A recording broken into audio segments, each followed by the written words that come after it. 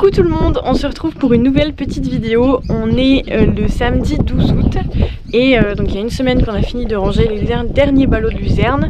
Donc on va enfin pouvoir un petit peu souffler. Et en fait ce soir donc c'est pas exploitation agricole le sujet de la vidéo. On va camper sur Angèle. Voilà, on va dormir à la belle étoile dans la benne du pick-up. Ça fait longtemps qu'on a envie de faire ça. Et en fait Angèle c'est la montagne juste là. Donc c'est une des grandes montagnes qui nous entoure. On la voit très loin. Généralement quand le Ventoux est enneigé, Angèle aussi. Et donc nous on a le côté falaise et de l'autre côté c'est côté plaine. Donc avec des pâturages. Donc on va aller camper, alors vous verrez peut-être pas, mais nous on sera en dessous des falaises à ce niveau là. Donc je vais essayer de vous filmer des chamois et on va aller prendre l'air parce qu'il fait très chaud depuis 2 jours, la chaleur est revenue, il fait 33 l'après-midi, pas un brin d'air. Donc je pense que ça va faire un bien fou d'aller dormir à la fraîche. Bon, on est en train de grimper en pick-up. Je crois qu'on en a pour combien de temps pour monter? Donc 20 minutes, un quart d'heure, 20 minutes. Un quart d'heure, 20 minutes. Et j'en profite pour faire une petite séance pédagogie. Tous les chemins que vous voyez sont pour la plupart privés. Et oui, en fait, la famille Monge, c'est sur ces terres, par exemple, pour vous donner un exemple, ils ont payé une entreprise de travaux publics qui est venue avec un bulldozer faire un chemin d'accès pour, à l'époque, c'était pour les brebis qui étaient là-haut à la bergerie pour pouvoir accéder et apporter les vivres à la bergerie qui était sur la montagne. Donc oui, en fait, on entend beaucoup la montagne est à tout le monde, la forêt est à tout le monde. Non, c'est faux, il y a un cadastre. Vraiment, il y a un propriétaire derrière. Donc ça peut être l'État, ça peut être une commune, et dans la plupart des cas, c'est un privé, tout simplement. Et donc les chemins, c'est pareil, c'est privé, qu'importe qu'ils soient goudronnés ou en gravier ou en herbe. Et sur les cartes IGN, les chemins où vous pouvez randonner, ils sont en rose fluo pointillé sur une carte IGN. Et ceux qui sont en noir, tout simplement, c'est pour la plupart du temps des privés. Et si vous voulez savoir s'il est communal, il faut aller en mairie. Donc ne passez pas sur les chemins noirs, à moins d'avoir l'accord du propriétaire. Patin couffin. J'ai pas les suspensions au guidon.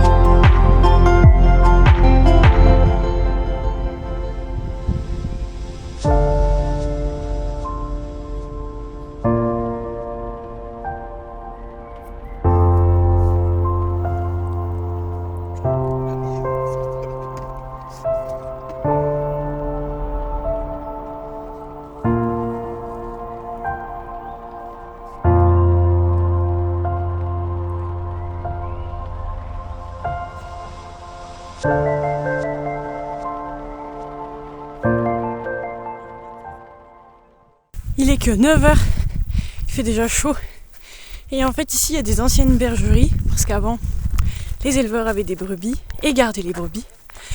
Donc c'est des bergeries en pierre, mais pas entretenues, donc le toit s'est effondré. Donc il n'y a plus que des tas de cailloux, mais je vais vous les montrer.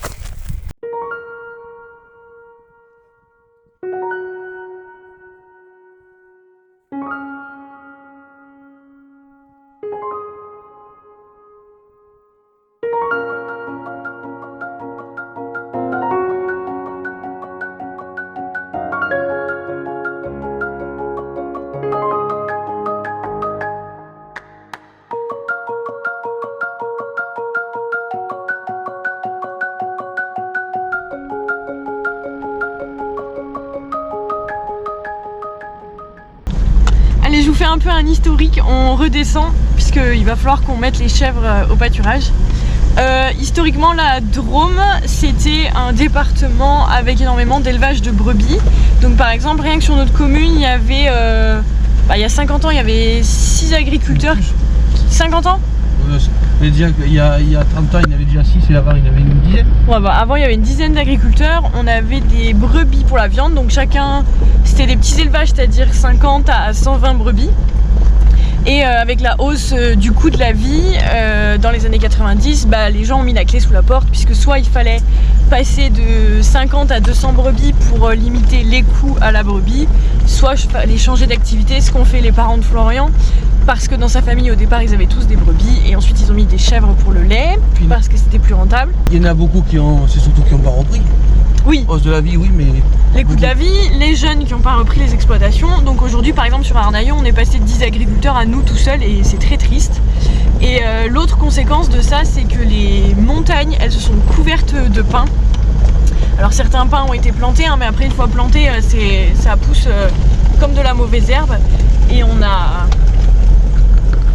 perdu en pâturage, en fait, parce que tout est recouvert de pins. Et je vous montre une photo il y a 50 ans, je vais vous retrouver des photos d'en face de la maison. Il n'y a pas un arbre, c'était juste des prairies en fait.